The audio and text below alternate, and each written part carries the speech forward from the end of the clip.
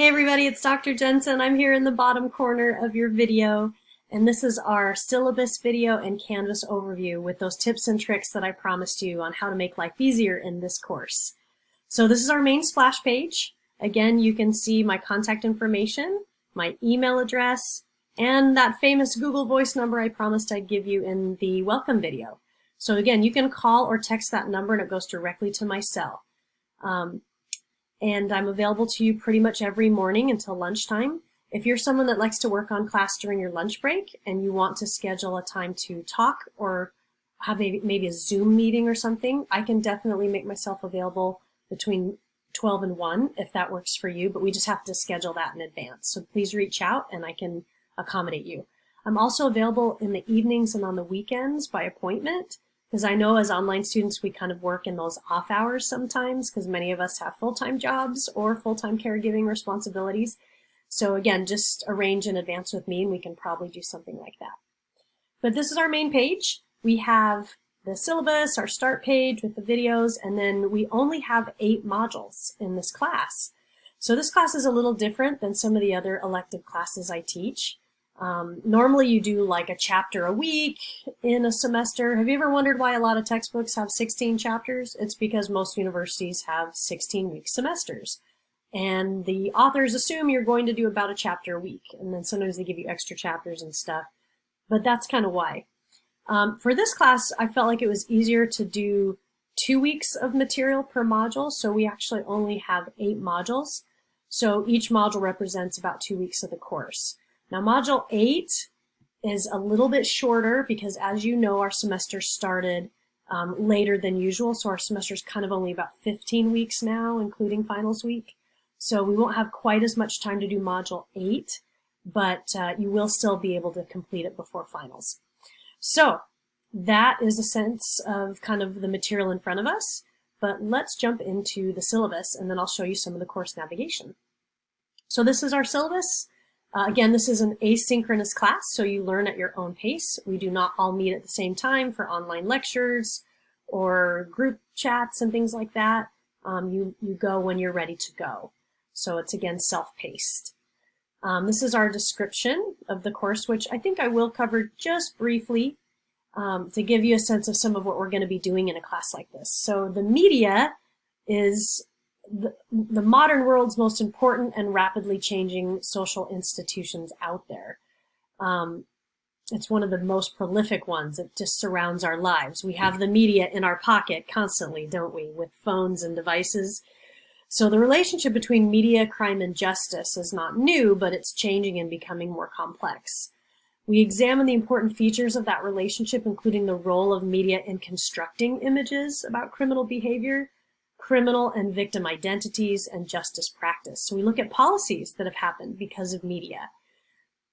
The course also covers topics such as the CSI TV effect. So some of you may remember crime scene investigators episodes, and there have been so many seasons of those. And many prosecutors and defense attorneys have wondered whether people would come into courtroom with these kind of high-techy ideas about how DNA evidence should be presented in a trial and how kind of all this works to either demonstrate someone is guilty or exonerate them or whatever. And so we're actually going to look at that effect. We've researched that effect very heavily, and we can tell whether it's actually impacting trial. We look at crime reality shows like Cops. We look at policing and social media, anti-crime media campaigns, stereotypes that come from film and television, news coverage of major criminal events, media corruption, journalist shield laws, pretrial publicity, wrongful conviction, and the perception by the public of guilt and punishment. So we look at kind of how crime is constructed in our society by the use of media, especially instant media in the 21st century. So we'll look at our perceptions of reality and look at our debates about policies and how people put pressure on public officials to make changes in crime and justice arenas. So again, there's my virtual office hours at the bottom, Tuesday through Friday. I try to save Mondays for my advising students. So if you are a criminology online student, you're an online major, and you need help with your degree audit, transfer credits, exit exam, graduation, registering for classes for next semester, please reach out because I can help you with those things. And we can meet via Zoom, you can text me, you can call me, or use the UFO inbox email. And that way I can send you things as well.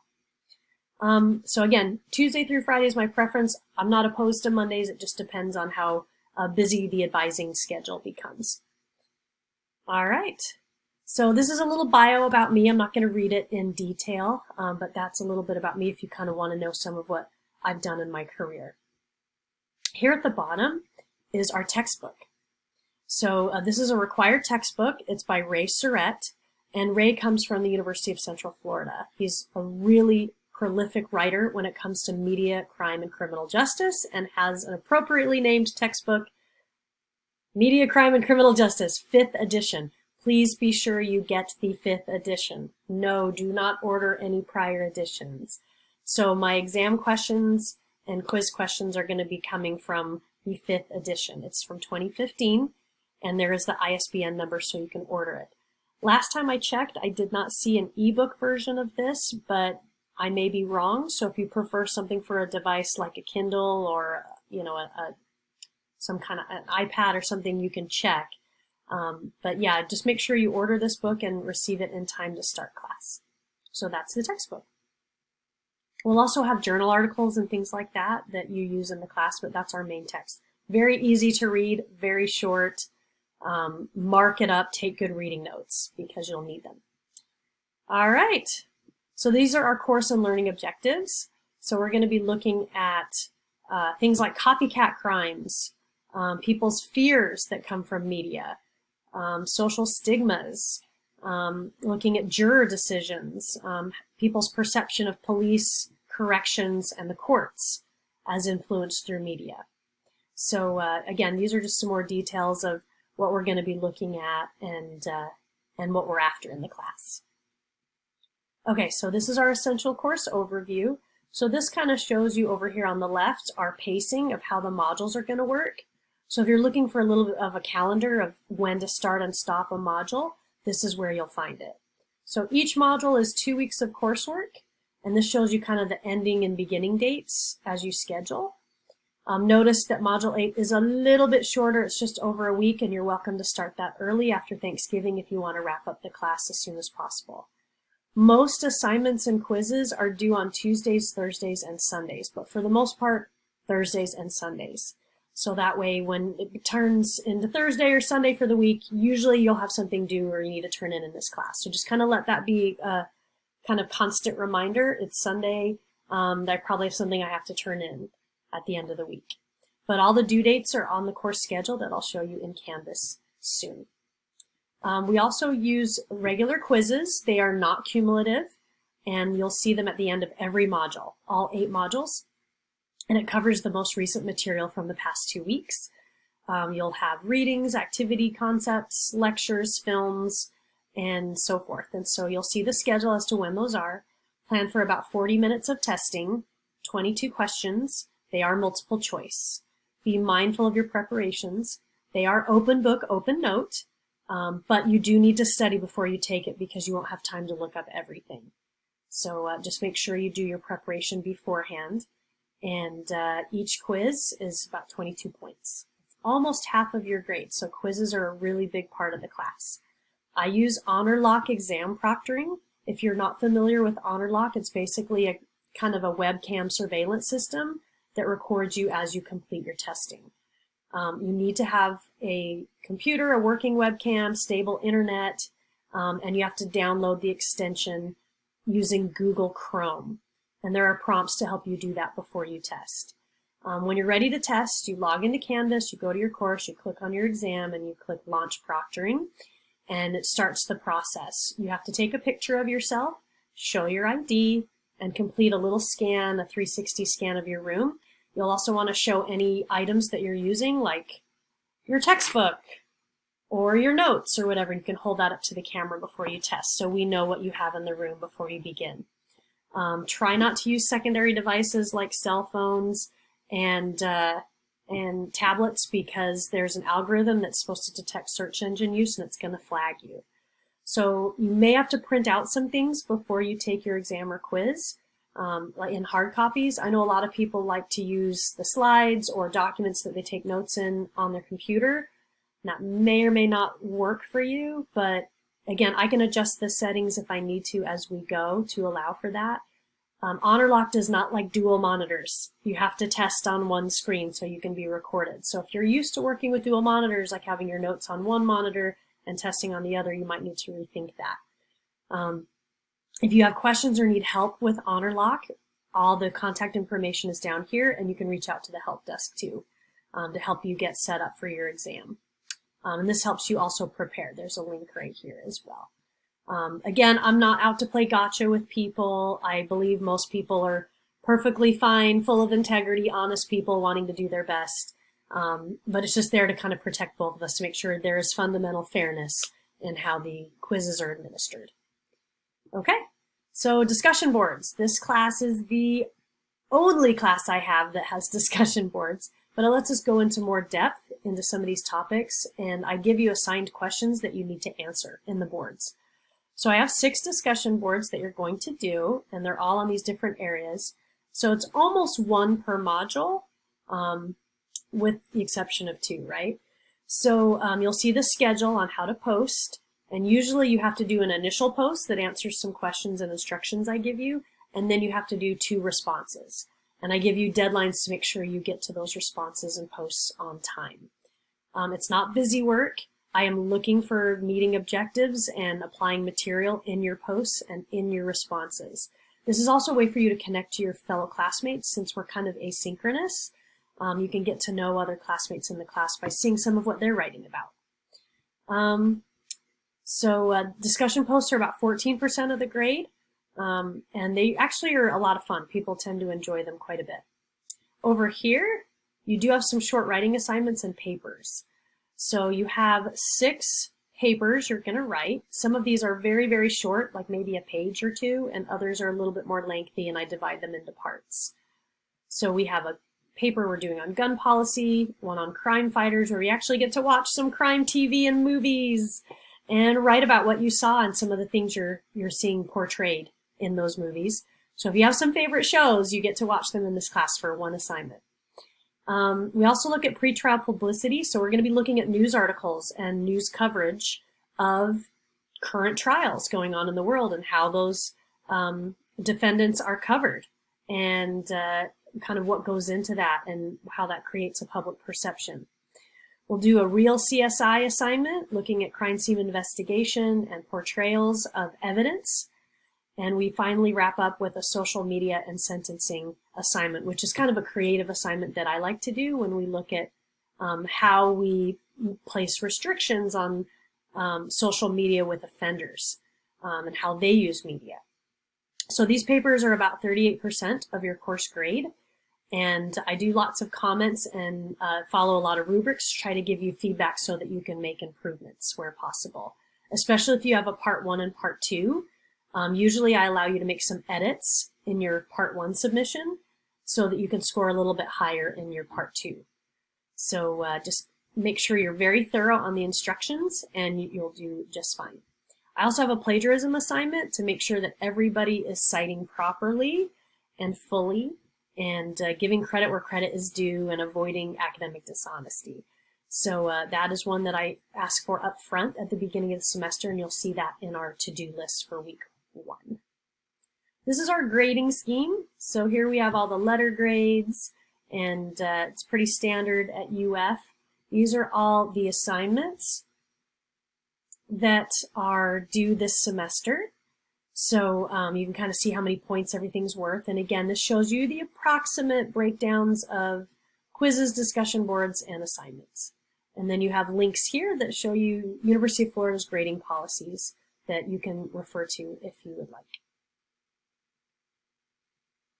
And then our course policies, I call this the really boring part of the syllabus. So I don't have a lot of emphasis here. I'm just going to do some highlights. I will put myself in the corner. And here it shows you where you do course communication, don't share your password, don't use slang in your writing, be very formal, use good web etiquette. There's our textbook. And then here we have, there's no course fee, the attendance policy, your rights and responsibilities, links to career counseling, the writing studio, teaching and tutoring center, the writing lab or the writing studio. If you need any accommodations for class, register with Disability Resource Center and send me the documentation, and I can put those accommodations for your learning in immediately, as early as possible in the semester. Shows you a little bit of how to evaluate the course at the end of the semester. I have a COVID-19 policy. We're not really actively recording this class since it's asynchronous, so that shouldn't be an issue. My makeup policy is here, having a university recognized reason for missing class. And again, with COVID, we will have to kind of navigate that with illness or quarantine. So please reach out if we need to make accommodations there. My assignment policy, make sure you cite like crazy and cover all your bases. How to get help with technology, the help desk. Our criminology learning outcomes of what we're trying to accomplish with a class like this. And finally, my Zoom area.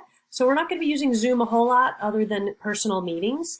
If you want a study partner or someone to kind of help you with the class, I'm happy to provide someone. Maybe you guys can share reading notes together or study together. You are still responsible for submitting your own work.